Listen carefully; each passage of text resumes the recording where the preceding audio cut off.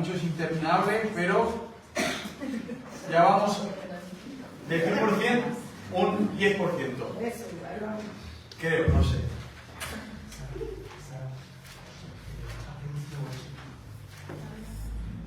Isaías es un libro donde podemos ver a Cristo en cada rincón, en cada versículo, pero bueno, de la Biblia en sí también, ¿no?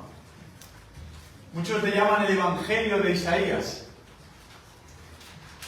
El Evangelio de Isaías.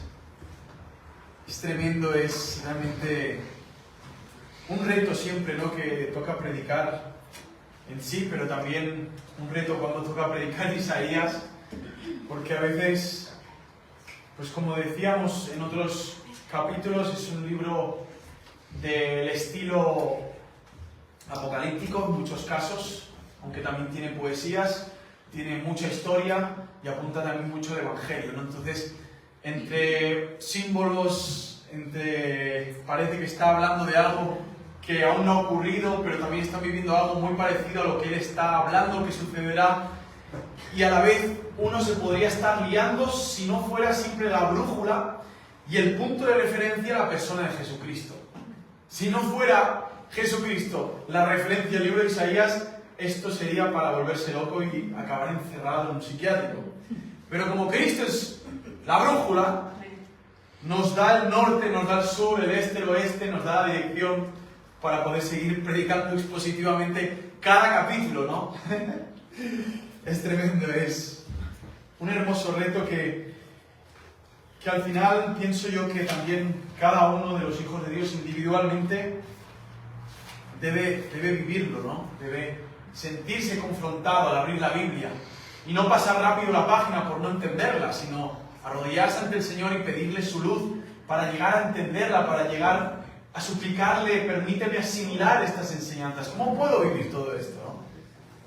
Bueno, vamos a orar, a pedirle una vez más dirección al Señor, que por favor seas tú dándonos la luz, seas tú dándonos el entendimiento, abre nuestras mentes, nuestros corazones, nuestros ojos, danos tú la dirección, Señor. Somos un puñado de mendigos suplicándote, Señor, para que hoy te apiades de nosotros, al podernos alcanzar con tu gracia para hablarnos, darnos entendimiento a través de estas canciones hermosas que hemos cantado, Señor, dejándonos las gargantas, los pechos, Señor, dejándonos al final la debilidad de la cual nos define como un pueblo urgentemente necesitado de ti, Señor, no solo hoy, el domingo, sino de lunes a lunes, las 24 horas de los 300 y tantos días que tenga el año. Señor, te necesitamos, te necesitamos. Somos mendigos harapientos que solo con el pulgar de tu mano, al tocarnos, nos transformas en príncipes, nos transformas en hijos, nos transformas en coherederos de las cosas eternas y celestiales.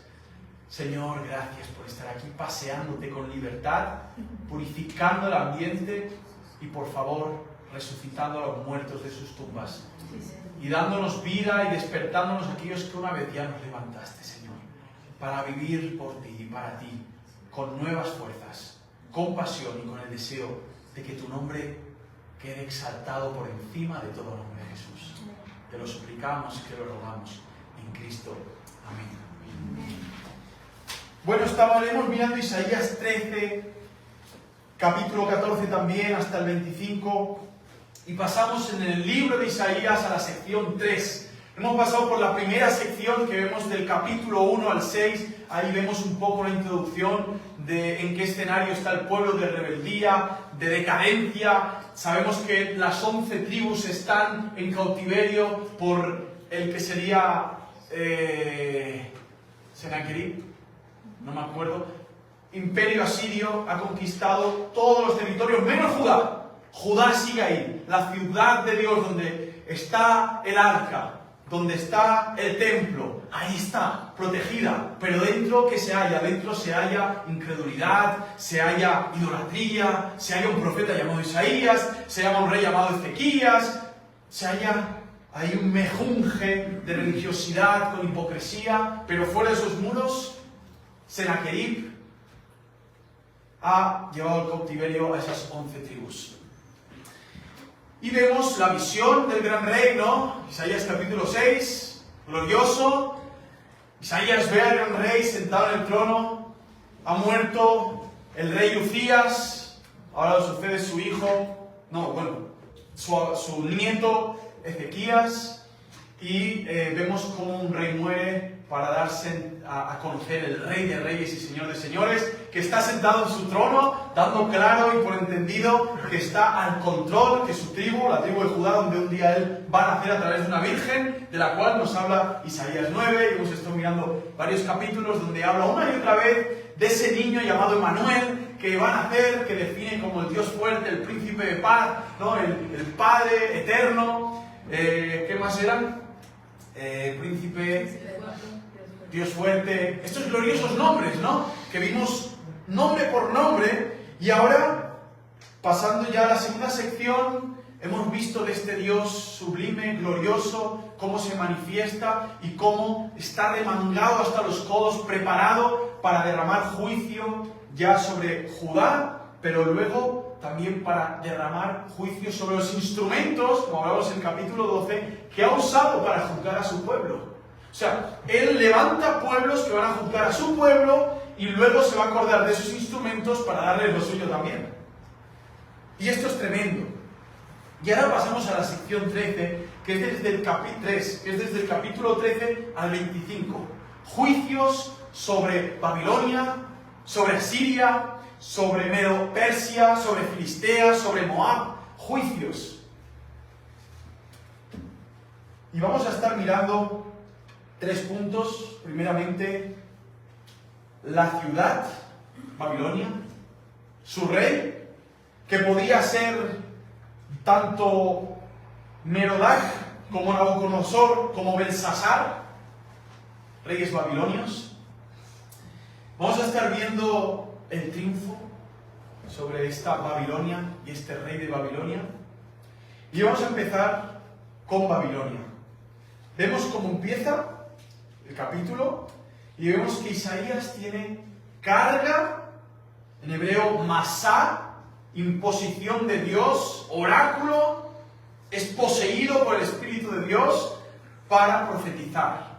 Vemos y vimos el ministerio de Isaías. Isaías, tú vas a hablar a un pueblo que no te va a escuchar. Tremendo ministerio vas a tener. Isaías, tú vas a profetizar y te van a matar, te van a perseguir. Te pongo delante de este pueblo, terco, pagano, idólatra, que me dicen conocer, pero su corazón está súper lejos de mí. Te doy una carga, y esta carga es hacia Babilonia. Él recibe visión, Isaías, y habla de esta ciudad. Interesante, Babilonia. Para eso tenemos que entender sus orígenes.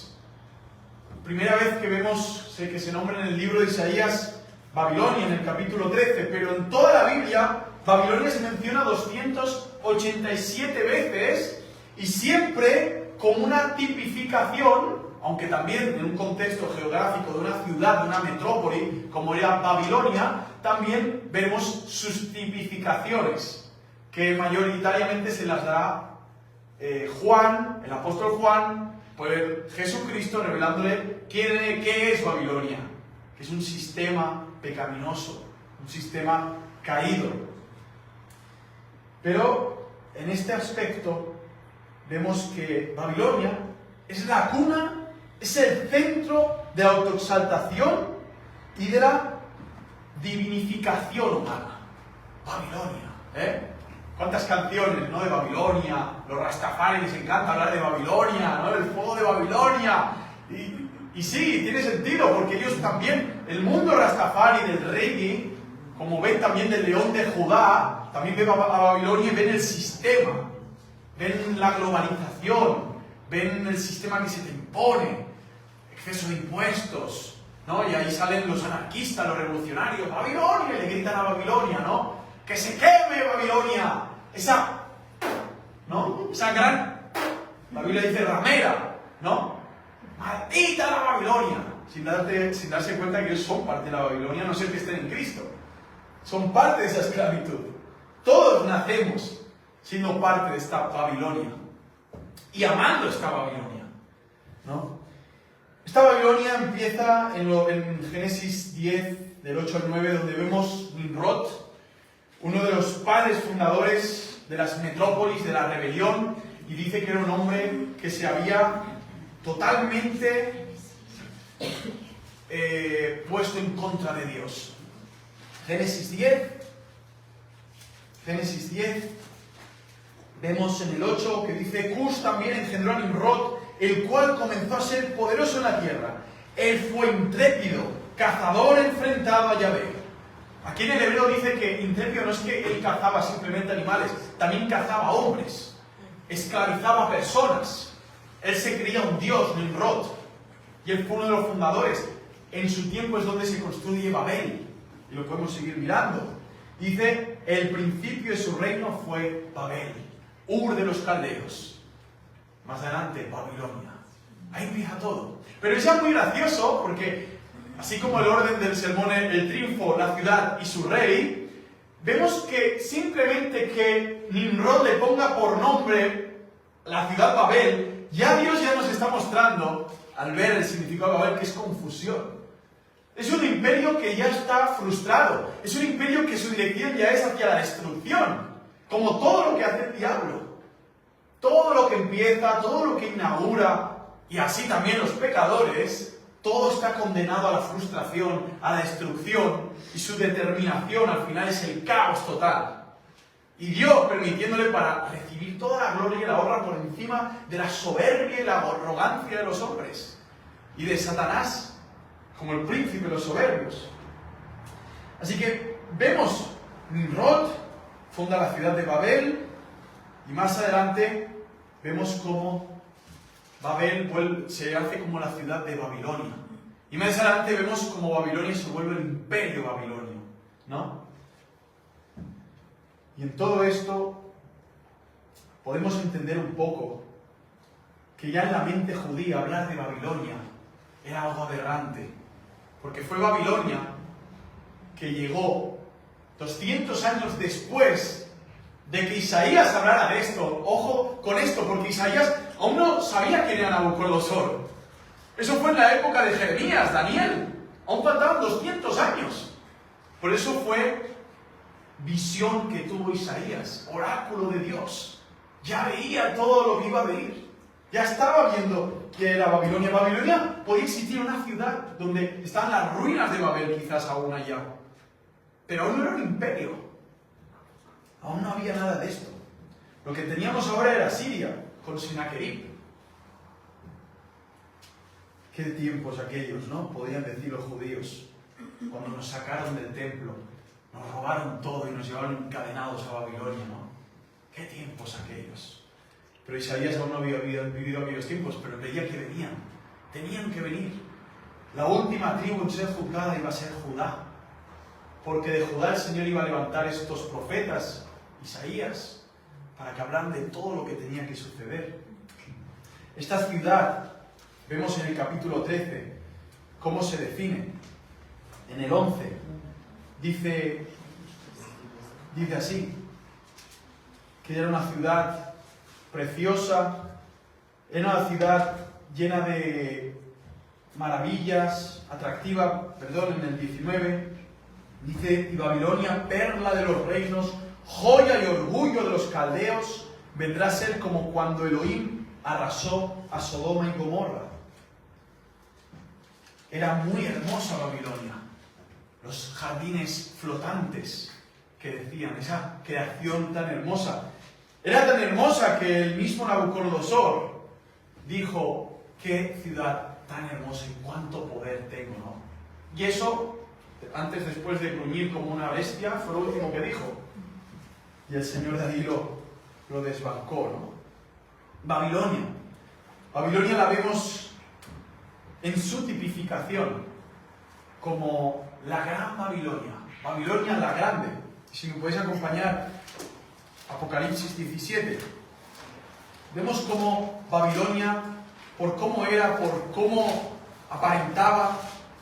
Es tal cual el lenguaje que Dios puede usar en el libro de las Revelaciones para definir qué es el sistema en el que vivimos y cómo es el mundo. Y dice en Apocalipsis 17, versículo 5, dice: y en su frente estaba escrito un nombre, misterio, Babilonia la grande, madre de las rameras y de las abominaciones de la tierra. Y vi a la mujer embriagada de la sangre de los santos y de la sangre de los mártires de Jesús, y al verla me asombré con gran asombro. Babilonia la grande. ¿Por qué? Porque Babilonia es la que nos muestra aquí, la que está profetizando Isaías, con una tipificación, porque ojo, veremos que Isaías está hablando de algo literal histórico que sucederá 200 años después, pero lo está haciendo con pinceladas apocalípticas de que Babilonia no solamente es a Ur de los caldeos, está hablando de algo mucho más grande. Por eso, en Apocalipsis 17, versículo 5, Babilonia la grande. Es que hubo una chica, pero hay una mucho más grande que esa pequeña ciudad, que era muy grande por su momento. Pero Bogotá o Ciudad de México le da 1000 vueltas, mucho más grande. Sin embargo, estas ciudades eran centros para confrontar a Dios. Construimos una torre para llegar al cielo. Si quieres volver a inundar la tierra, inúndala, y nosotros allá en ese rascacielos no nos tocará el agua. Puño levantado contra Dios. Eran estas metrópolis donde negociaban, donde habían esclavos, donde se vendía a la gente por no sé qué, habían joyas, perlas, y todo esto tipifica el sistema. Y le habla de que es la ramera. Se prostituye con lo que sea, y todos los que habitan en esa ciudad se prostituyen por lo que sea. Y de esto habla Isaías. Y qué humillación para los judíos que un sistema así viniera a llevarse el oro del templo, viniera a derrumbar los muros de Jerusalén, viniera a llevarse la menorá y las copas del sacerdocio. ¡Qué humillación! ¿Por qué? Porque ellos creían que era la crème de la crème. Somos los santos de Dios, somos el pueblo escogido. Pero su culpa era mayor que la de los babilonios, o los persas, o los sirios, porque conociendo al Dios verdadero, vivían como paganos. Vivían como gente totalmente ignorante, siendo conocedores. Es muy fuerte, aquí dice en el capítulo 18 de Apocalipsis, que dice: porque todas las naciones han bebido del vino ponzoñoso de su fornicación, y los reyes de la tierra fornicaron con ella, y los mercaderes de la tierra se enriquecieron con el poder de su lujuria. Habla de que todo el mercado global, todo está sumergido en esta gran ramera, en esta Babilonia. ¿Y qué hago? ¿Me voy a vivir al monte? ¿Me voy por ahí en una cabaña a comer caracoles, conejos, ratas? El Señor dice: no, tenéis que vivir entre las personas, no os podéis ir, sois sal y luz en medio de los hombres, casas puestas en un monte, candeleros sobre la mesa.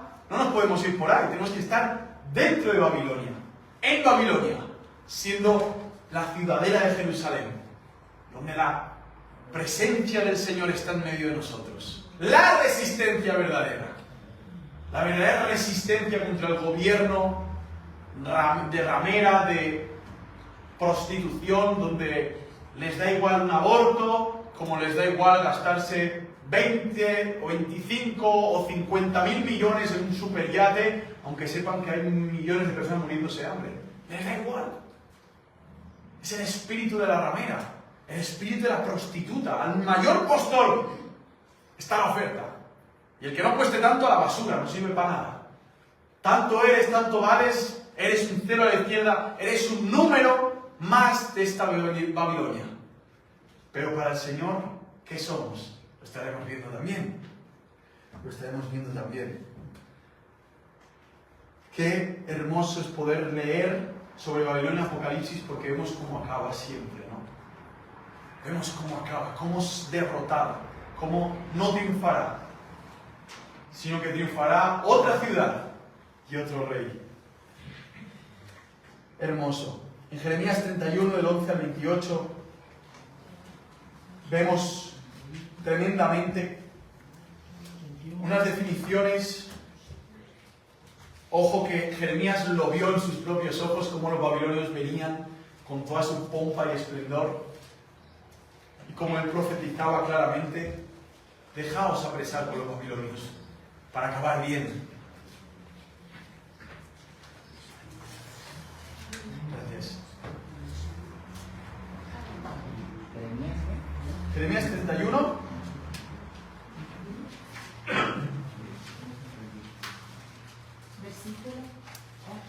Versículo del 11.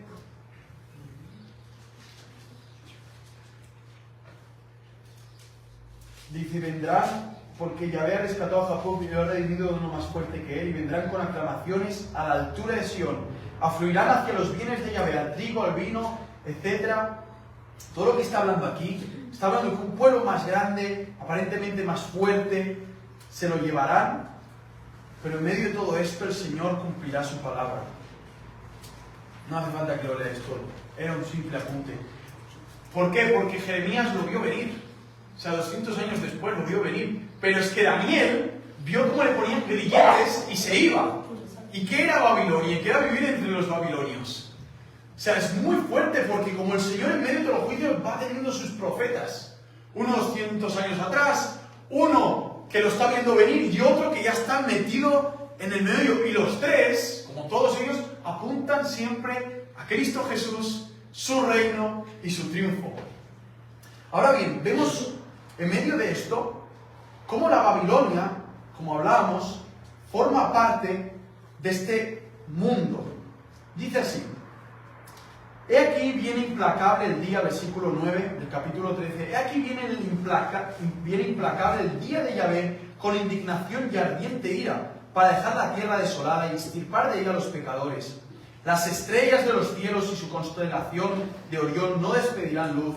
El sol se oscurecerá al salir y la luna no dará su resplandor. Castigaré al mundo por su maldad. ¿Cómo? Pero no era Babilonia del que estamos hablando. Ahora me hablas que castigarás al mundo por su maldad. ¿Qué es? ¿Babilonia la ciudad o el mundo? ¿O los dos? ¿O los dos? Y aquí vemos lo que decíamos de Isaías. Cómo apunta escatológicamente al futuro. Al futuro del futuro. Babilonia 200 años después. Pero a la destrucción del mundo y a la purificación no lo sabemos aún. Cuando el Señor vuelva, ¿no? Porque haré estremecer los cielos y la tierra se sacudirá su sitio por la indignación de Yahvé Sebaot, el día del ardor de su ira. Tremendo. Tremendo porque vemos cómo el Señor prepara poderosamente un día donde esta Babilonia, tipificando al mundo rebelde, que es como una ramera, será totalmente barrido. Lo vemos en Apocalipsis 6, del 12 al 17, cómo habla que los cielos como pergaminos se enrollarán, caerán las estrellas, ¿no? Habrán perturbaciones cósmicas. Jesucristo lo dice en Mateo 24 otra vez, hablando también literalmente lo que será Jerusalén, barrida también, porque es otra ciudad que se va al basurero, donde realmente la ciudad espiritual es la iglesia, ya no me sirve, ya cumplió su función, ya el templo se va a destruir en el año 70, yo soy el templo, dice Jesucristo, ¿no? Nosotros somos parte de este templo, la iglesia, Jesucristo. En Joel 2:16 vuelve a decir lo mismo, y en Isaías 34:4 vuelve otra vez a usar el mismo lenguaje, ¿no? Las estrellas desde los cielos, sus constelaciones, ¡pum! El sol se oscurecerá. O sea, cosas totalmente que sobrepasan la ciencia ficción. Y esto lo vemos ya hablando Isaías sobre el juicio de Babilonia si ni siquiera aún existe y ya le está poniendo los juicios. Imaginaos si esto no debe dar consuelo a nuestras vidas, ¿no? Tenemos un Dios que permite que salga un enemigo ya definido, pero ya viene con la estampa de derrotado, vencido. Imaginaos si la iglesia debería ser realmente intimidada o no. Cuando los enemigos que se presentan ya vienen con la estampa de derrotados, vencidos. Imaginaos. Dice en el versículo 2, bueno, lo leeremos más tarde. Más o menos, esta sería una definición de esta ciudad. Babilonia. La ciudad donde nace la arrogancia, la metrópoli, la ciudad grande. Nosotros contra ti, Dios Santo, nuestro orgullo, nuestra arrogancia, nuestra prepotencia, nuestro poder, nuestras fuerzas, contra el Dios vivo, ¿no? Luego, en el capítulo 14, vemos a un rey. A un rey. El rey de los orgullosos, ¿no? El rey de los subidos de tono. Este rey, como podemos ver empezando aquí en el versículo 12, dice así: ¿Cómo caíste del cielo, oh lucero, hijo de la mañana? Tú que habitas las naciones, has sido derribado a tierra. Tú que decías en tu corazón: subiré a los cielos en lo alto, junto a las estrellas de Dios levantaré mi trono, y en el monte del testimonio me sentaré, a los lados del norte, sobre las alturas de las nubes subiré, y seré semejante a Elión. Tremendo. ¿Quién es este rey? Bueno, Isaías nos vuelve a hacer otra de las suyas. No él, porque él no creo que sea 100% consciente. Dios, a través de Isaías, vuelve a hacer aquí una preciosa jugada, que es ni más ni menos que hablarnos de un ser que no es humano. Se llama Satanás, Lucifer. Sin embargo, claro que sí, se puede aplicar a Merodach. Merodach sale en Isaías 39, que llega porque pobre Ezequías casi se muere, ¿no? Y llega ya a visitarlo, y él le muestra todos los tesoros del reino, y luego, bueno, se va, y ahí viene Isaías y dice: bueno, ¿qué has hecho? Y no le he mostrado toda esta gente, y bueno, que sepas que en un tiempo tus hijos se los llevarán eunucos al cautiverio, ¿no? Pero eso será en el tiempo de Nabucodonosor. Nabucodonosor sabíamos que era un hombre que estaba todo el rato entre la humillación y la exaltación, que ya venía por su realeza, por su grandeza, por su imperio, pero la humillación porque constantemente, cuando veía la gloria de Dios en Daniel, ¿no? En Sadrach, Mesach y Abednego, se bajaba de tono y decía: ¡wow! Este es el Dios de los dioses, ¿no? Este realmente es. Pero luego volvió otra vez y sacaba pecho, con su barba cuadriculada, como vemos en Google, ¿no? El pelo así rizado, que eran los babilonios, ¿no? Gente poderosísima. Mitad leones, mitad hombres, eran jaguares, tigres, eran gente superpuesta que intimidaba con su mirada, ¿no? Se maquillaban así, no sé qué, llenos de oro, de pompa. Eran gente que realmente se creían divina, Es más, Babilonia significa portales de los dioses. Por eso las pirámides tan grandes, muy parecidas a las de Egipto o las que vemos en Latinoamérica, en México, ¿no? Esas pirámides donde ellos conectaban con las divinidades, sacrificando personas para conectar, para beber la sangre hidrogenada de esas víctimas, que muchos eran niños, para drogarse esas drogas que dan al cuerpo humano, fabricando... Bueno, son historias terribles. Al final eran imperios súper sanguinarios, y ahí se encontraba Daniel, Sadrach y Abednego, Mesach también, sin mancharse, fieles, siendo sal y luz, aprendiendo el idioma caldeo, sin mancharse, y al final pudieron ver cómo un rey tan poderoso, tan grande, acabó pastando como una vaca durante 7 años, ¿no? Dicen muchos que esta profecía que vemos aquí en el 14, se aplica a Nabucodonosor. Puede ser que se aplique a Nabucodonosor también, pero también vemos una tipificación de quién fue Lucifer. ¿Y cómo lo vemos? Pues es fácil. Vemos, por ejemplo, cuando dice: tú que dices en tu corazón, subiré a los cielos en lo alto, junto a las estrellas de Dios levantaré mi trono. Puede ser una actitud de la gran soberbia de Nabucodonosor, pero sabemos que fue lo que hubo en el corazón de Lucifer. Y dice: sobre las alturas de las nubes subiré y seré semejante a Elión. Puede ser que esa era la actitud de los de Babel, ¿no? Construir bien alto, ¿no?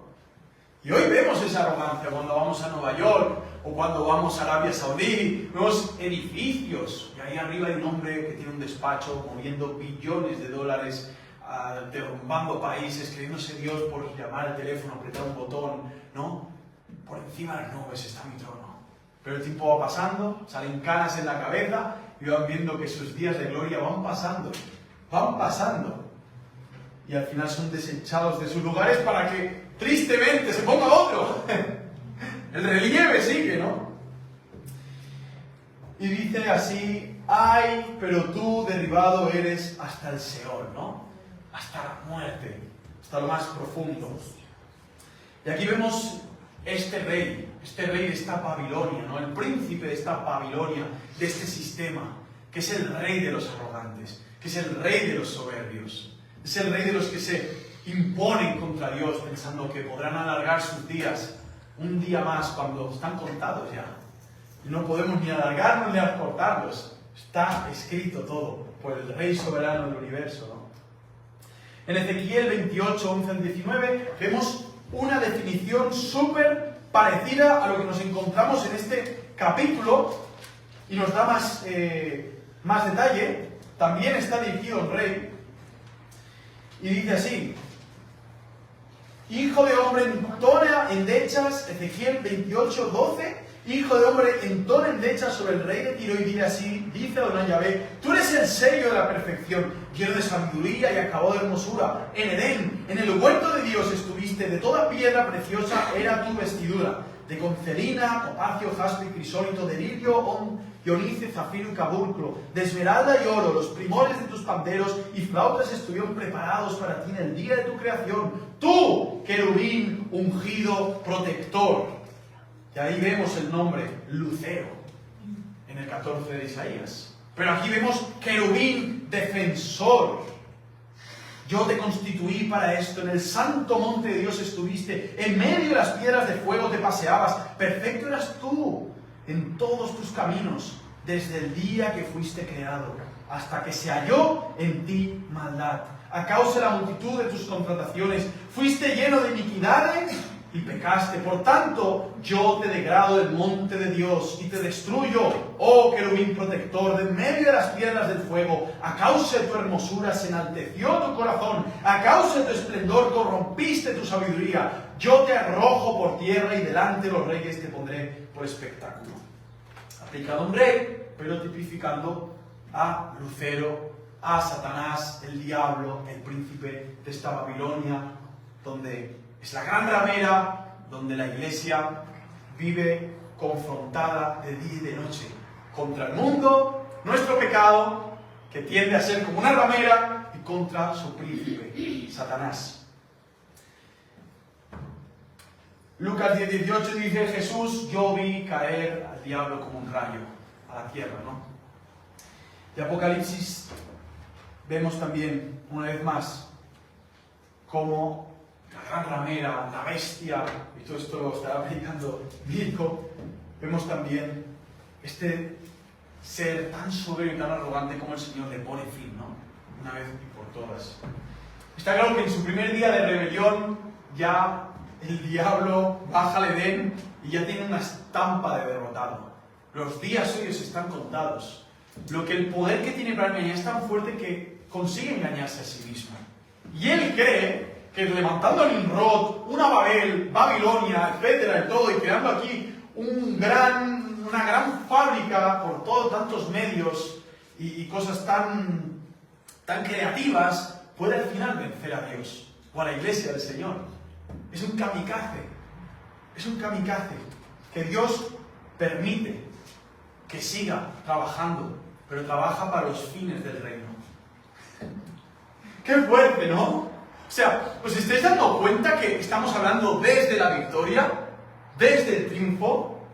¿Estáis dando cuenta de esto? Es tremendo, es tremendo. Hay una pregunta en este capítulo 14 que se pregunta aquí, dice en el 10: y todos ellos te cantarán a coro diciendo: ¿también tú fuiste debilitado como nosotros? ¿Y has llegado a ser como nosotros? Es una pregunta interesante. ¿Por qué? Porque todos padecemos del síndrome de Lucifer.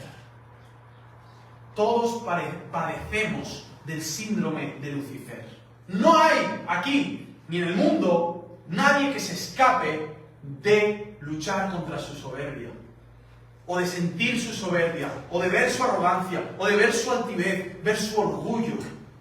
Sí, podemos ver esto y vernos a nosotros. Es que el diablo, el Lucifer fue creado tan hermoso, tan bello, es normal que le fuera la pinza. Pero ¿cuántas veces tú crees ser el mejor? ¿Cuántas veces compites dando codazos para ser el que se lleve el aplauso? Está en nuestra naturaleza, está en nuestro corazón. El síndrome de Lucifer es como un pajarraco que quiere poner huevos, anidar en tu corazón y que salgan pollos y pollos y pollos volando a todas las áreas de tu vida. Con soberbia, prepotencia, orgullo, altanería. ¿Y por qué? Porque la Babilonia influencia a muchos que ya está bien, Señor, llévame, disculpe, la Babilonia. La Babilonia es atractiva, por supuesto. Pero es atractiva porque en nosotros hay una inclinación que Jesús, como hablamos este viernes, nunca tuvo. Porque fue pecado, fue tentado en todo, pero sin pecado. Tremendo, ¿no? Tremendo. Sufrimos de este síndrome, el síndrome de Lucifer. Y es por esto que la Biblia habla en tantos versículos contra la soberbia, contra la arrogancia. Levítico 26, 19. También quebrantaré el orgullo de su poderío y haré sus cielos como hierro y su tierra como bronce. Esto era cuando el pueblo de Israel se desviaba, se enorgullecía contra Dios, pensaba que ya no lo necesitaba. El Señor mandaba juicio.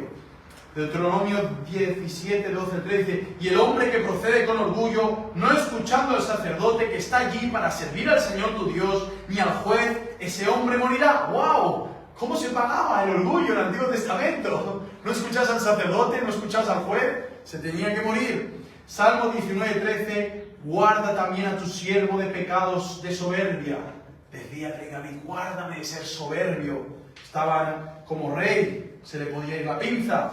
Dice que no se enseñoreen de mí. Entonces seré íntegro y seré absuelto de gran transgresión. Cuando no somos íntegros, cuando no hacemos las cosas con integridad, es porque la soberbia está empezando a quererse enrollar como una serpiente en nuestros corazones.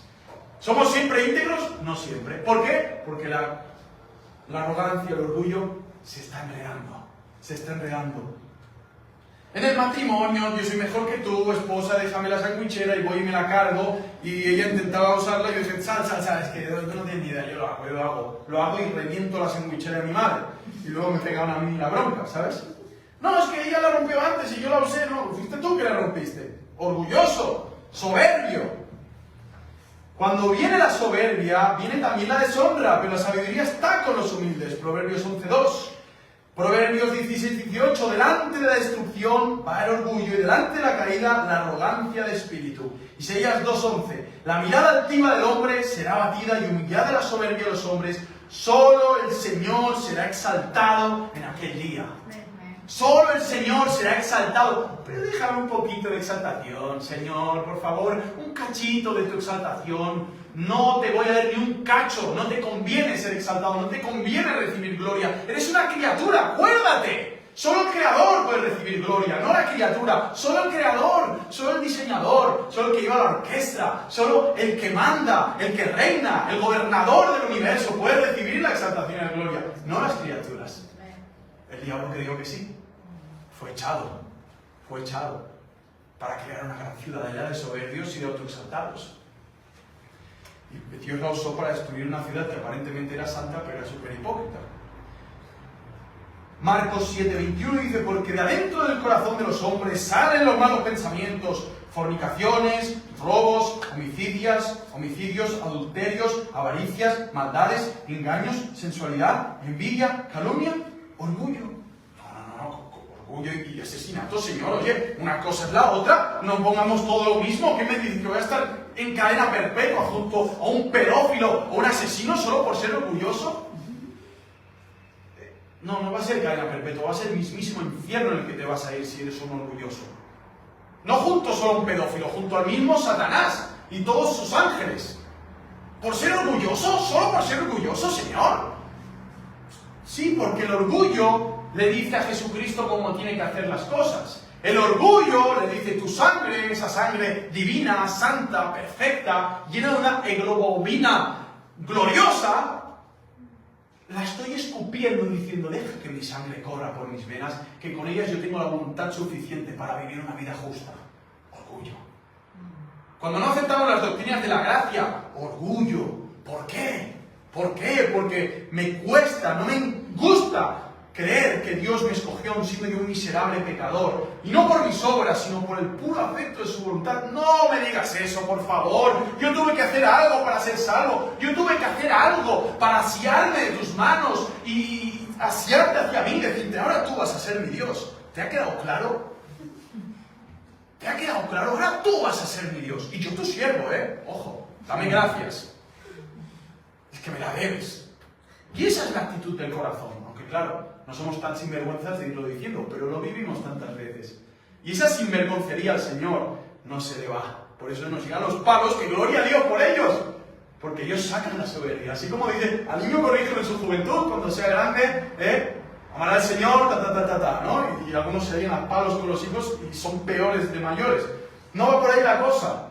Va que si el Señor, somos sus hijos, nos ama y nos corrige, para que la soberbia no se enseñe a nosotros, sino que lo que se enseñoree de nosotros sea su amor, su gracia y su prioridad sobre todo, aun en medio de esta Babilonia que tiene tantos artilugios y un abanico para ofrecerte, y el diablo por allá diciendo, sé como yo, por favor, un poquito, un reconocimiento, oye, date el gusto de que te den un aplauso y te den un beso en la mano, en el anillo, no pasa nada, oye. Si al final estás reconociendo algo que has hecho, y es verdad, no, lo hizo tu primo, no, lo hice yo, y entonces, bueno, va, pues voy a dejar que me aplaudan. Y luego te aplauden y te ofenden porque no aplaudieron tan duro como tú esperabas. Y luego aplauden duro, pero es que no están gritando tu nombre, y luego gritan tu nombre, pero no con el tono que te gustaba, y no tiene límite. No tiene límite esta bestia interna que llevamos, y que el Señor se ha dispuesto a aplastar una y otra vez. Al diablo para siempre en el infierno y a nosotros en esta vida a través de tantas armoniosas situaciones que él como un pianista va tecleando y llevando para arriba y para abajo tu vida al tono que a él le dé la gana, porque él es tu Señor y tu Salvador, y hay de aquel que se quiera quejar y hay de aquel que le quiere decir al alfarero, ¿por qué me hiciste así, Señor? Trozo de barro, cállate, dile que te llene de su agua y que te use para su gloria. Y cállate, ya está, eres barro. ¿Qué le vas a decir al Señor? Desde el armario. Hola, no, yo no quería agua con gas, quería agua mineral, por favor. No. Cállate. ¿Te ha hecho el Señor? ¿Es Él tu alfarero? Sí, amén, disfrútalo. Y si te deformas un poquito, dile otra vez que te vuelva a quebrar y te haga otra vez una taza. Otra vez. Ya, pero yo quiero ser una copa de champán. Barro. No eres cristal, eres barro, moldeable. Es realmente una realidad que vemos en nuestras vidas y la Biblia está llena. Santiago 4:16 dice, pero ahora se jactan en su arrogancia, toda jactancia semejante es mala, ¿no? Los judíos en la iglesia de Jerusalén, en la época de los apóstoles, digo, de hecho, tú, griego, ¿estás circuncidado? Pues ya ves pasando el machete, porque si no aquí no entras. Que para ser salvo en Cristo tienes que ser circuncidado. ¿Y quién ha dicho eso, colega? No es por gracia, no es por pura gracia. Tú, ¿estás guardando Shabbat? No sé ni qué día es hoy, pero Cristo ha dicho que es el reposo de mi alma, ¿no? Y yo por encima enseñoreándose con religiosidad. Y Santiago saca el cinturón y empieza a repartir porradas por todos lados. 2 Corintios 12:20 dice, porque temo que quizá cuando yo vaya, habla la iglesia de Corintios, halle que no son lo que deseo y yo sea hallado por ustedes que no soy lo que deseen. Que quizá haya pleitos, celos, enojos, rivalidades, difamaciones, chismes, arrogancia, desórdenes. Pleitos vienen del orgullo y de la soberbia, celos, orgullo y soberbia, enojos, orgullo y soberbia, rivalidades, orgullo y soberbia, difamaciones, orgullo y soberbia, chismes, orgullo y soberbia, desorden, orgullo y soberbia. ¿Por qué? Porque Dios ha dado un orden, pero mi orden es más grande que el tuyo, Señor. Déjame imponer mi orden, Señor. Pero fuiste tú el que creaste el ADN, ¿no? Ni siquiera sé montar un puzzle, pero déjame. ¿Que te deje qué? ¿Destruir tu propia vida? Bueno, pues que nos frene, ¿no? Por su gracia. También, fruto del orgullo, el desorden, porque queremos imponer nuestro orden, que es desorden. Cuando viene su orden, todo fluye. Todo fluye. Ahora bien, para finalizar, el triunfo de Dios. El triunfo de Dios, que lo vemos en estos dos capítulos. Primeramente vemos en el capítulo 13, que dice: alzad estandarte sobre un monte desolado, gritadles con fuerza, agitando la mano, para que entren por las puertas de los príncipes. Este precioso estandarte que vemos en el Salmo 64, que habla de la gloria de Dios, del poderío del Señor, esta bandera que la iglesia tiene que levantar en medio de la Babilonia, en medio de este príncipe de los soberbios, en medio de nuestra soberbia. Tiene que haber estandarte para recuperar la mirada, humillarnos nuevamente, levantar estandarte. Levantar estandarte. Es tremendo. Dice en el 4, en el 3, he comisionado a mis consagrados, recluté a los valientes de mi ira, que se alegran en mi triunfo. Que se alegran en mi triunfo. Ruido de tumulto hay en los montes, como de un ejército numeroso, voz de bullicio de reinos y naciones coligadas. Yahvé Sebaot alista su ejército para la batalla. Vienen de tierra lejana, el confín de los cielos. Yahvé con las armas de su ira para asolar la tierra entera. Qué hermoso. Vendrá como azote del Shaddai. Y ahí vemos cómo el Señor ha triunfado, cómo el Señor ha vencido, cómo el Señor llega, dice en el 14.3, llega ese día 26 veces, llega el día, llega el glorioso día. Me voy al baño, hermano, no puedo más. Lo siento. Un paréntesis, meditad en esto, hermano.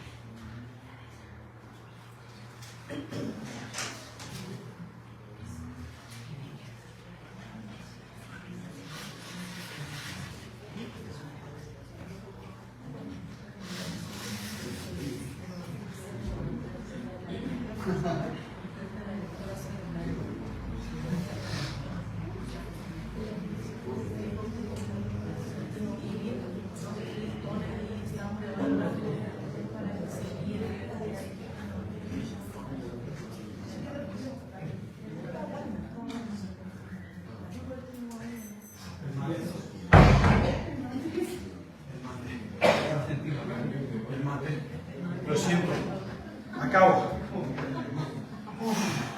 Nunca más veo mate, hermano. Y uno dirá, wow, qué humillado se sentirá el hombre. No. La verdad que he empezado este sermón ya humillado por decir y ver que en mi pequeñez, en mi soberbio orgullo, que reconozco que soy soberbio, orgulloso tantas veces, mi mujer hoy cumplimos 4 años, 28 de abril, y ella puede decir de esto. O sea, está hablando de su lucha contra el orgullo, contra la soberbia, contra esa pecaminosidad que el Señor nos lleva a combatir cada día, ¿no? Y al final vemos que el triunfo de su gracia, este triunfo que el Señor demuestra sobre Babilonia, sobre el diablo y también sobre nosotros cada día, al final es algo donde nos consuela, porque dices, ¿cómo puedo luchar yo contra mi propia soberbia? ¿Cómo puedo luchar yo contra mi propia arrogancia? O sea, ¿cómo podría al final hacerlo, no? Y tengo una poesía, y ya para acabar, que dice así: alma empobrecida que deambulas por la vida, aunque del vivir no sepas, ni del vivir experimentes, solo el existir, solo el estar buscando la salida ante el drama de tu alma. Alma, alma, has cosido tu boca con los hilos de tu orgullo y la aguja de tu arrogancia. Ahora piensas, silbaré como un ave, pero ves que ni siquiera sale aire. Anhelas las melodías de la vida y la libertad. Alma, alma, es el deseo de todo humano, que tiene una, pero es frustrado tal hermoso deseo al no encontrarlo en la fuente inigualable, el manantial eterno. Alma, empobrecida y sucia, miras al infinito con terror, sabiendo que algún día serás llamada a salir del recipiente donde un día fuiste metida, aferrándote a lo que ven tus ojos en el espejo, siendo consciente que lo que ves ya no es, pues mes tras mes, año tras año, la fecha de caducidad se acerca, pensando que nunca llegará. Aquí se me ha ido la pinza. Cagándote de miedo al ver las sombras en medio del día y de tu supuesta bonanza. Desprevenida alma, ¿a dónde vas? ¿A dónde vas? ¿Por qué huyes? Deja de correr, de querer ser tan escurridiza. Ve a Jesucristo, dueño y Señor de todo, y sumérgete en su perdón. Y vive, vive, vive. Alma frustrada, alma cansada, alma sucia por querer el infinito, por tus labores interminables de ética y moral, de justificar tu mal, pensando que eras un animal. Sabes que eres mortal, sabes que se acerca el final, sabes que cuentas ante el juez. ¿Cuántas cuentas vas a dar? Donde la paz y el amor podrás encontrar, duro de corazón, terco risueño, suicida con empeño. El infierno es real, pero su gracia es tan vasta y tan experimental. Levanta tu mirada, aunque tu cuello encadenado se encuentre y pese toneladas. Levanta la mirada y mira aquel que tan solo mirarlo, lo sobrenatural, el milagro acontecerá. Vida eterna, reconciliación, el abrazo del Padre. El Señor en medio de todo esto dice: el que esté cargado y cansado, venga a mí y yo le haré descansar. Esta Babilonia cansa. La soberbia de nuestro corazón cansa. El diablo que está todo el día tentando y acechando cansa. Pero el Señor ha triunfado sobre todo ello. Y Él dice: ¿quieres descansar? Ven, ven, porque fácil es mi yugo y ligera mi carga. Esta Babilonia da muchos yugos, da muchas cargas, da muchos afanes. Y todos ellos angustian y asedian. Pero el Señor en medio de todo esto dice: el que está cargado y cansado, venga a mí y yo le haré descansar. Porque fácil es mi yugo y ligera mi carga. El Señor ha triunfado. Podemos vivir en este triunfo constante, aún en medio de la Babilonia, luchando, resistiendo, a veces cayendo, pero el Señor está ahí para levantarnos. Arrepintámonos, agradezcamos y adorémosle con nuestra vida. Que el Señor bendiga.